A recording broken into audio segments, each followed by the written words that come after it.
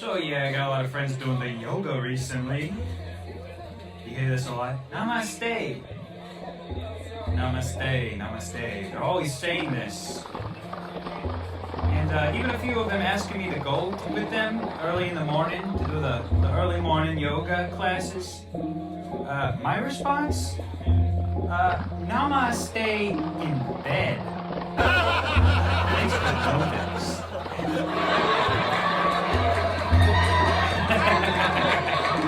Am I right?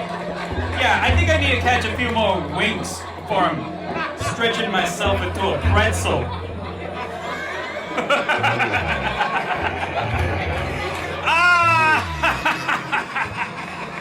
Okay, yeah, you guys have been great. Thank you. Thank you. Have a good night.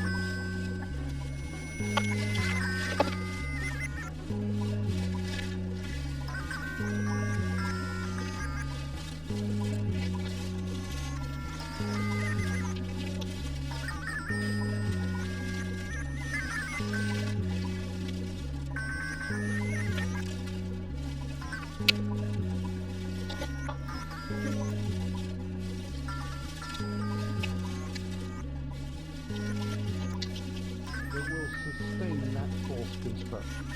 Such a grasping is futile from the start and condemned to frustration, for there's no basis or truth in it. And what we are grasping at is, by its very nature, ungraspable. The fact that we need to grasp at all and go on grasping shows that in the depths of our being, we know that the self does not inherently exist. From this secret, unnerving knowledge spring all our fundamental insecurities and fear. Lifetimes of ignorance have brought us to identify the whole of our being with ego.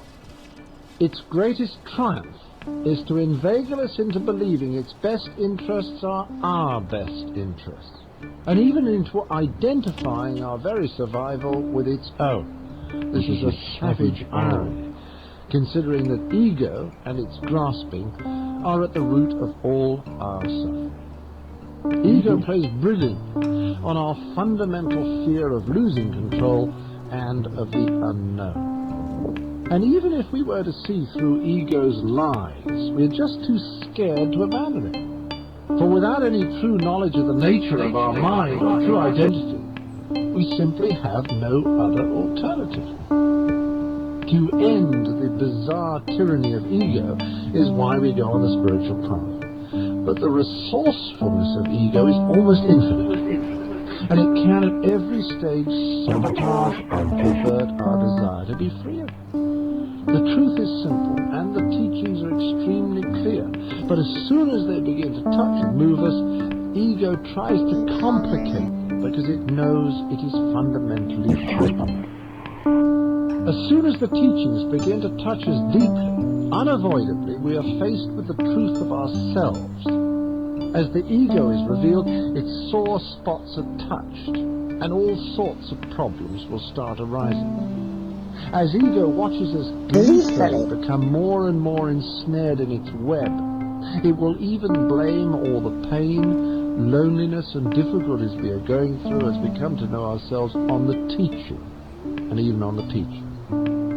Ego is so clever, it can twist the teachings for its own purposes.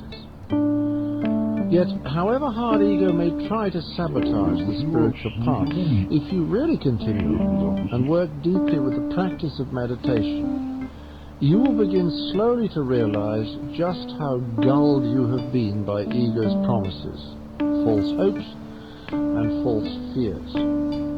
Slowly you begin to understand that both hope and fear are enemies of your peace of mind. Hopes deceive you and leave you empty and disappointed, and fears paralyze you in the narrow cell of your false identity. You begin to see also just how all-encompassing the sway of ego has been over your mind. And in the space of freedom opened up by meditation, when you are momentarily released from grasping, you glimpse the exhilarating spaciousness of your true nature. As you listen more and more to the teachings, contemplate them, and integrate them into your life, your inner voice, your innate wisdom of discernment, what we call in Buddhism discriminating awareness, is awakened and strengthened, and you start to begin to distinguish between its guidance and the various clamorous and enthralling voices of ego. Gradually you will find yourself able to free yourself more and more quickly from the dark emotions that have ruled your life. And this ability to do so is the greatest miracle of all. And when death comes, you will have learned already in life how to control those emotions and thoughts that in the states of death, the bardos, would otherwise take on an overwhelming reality.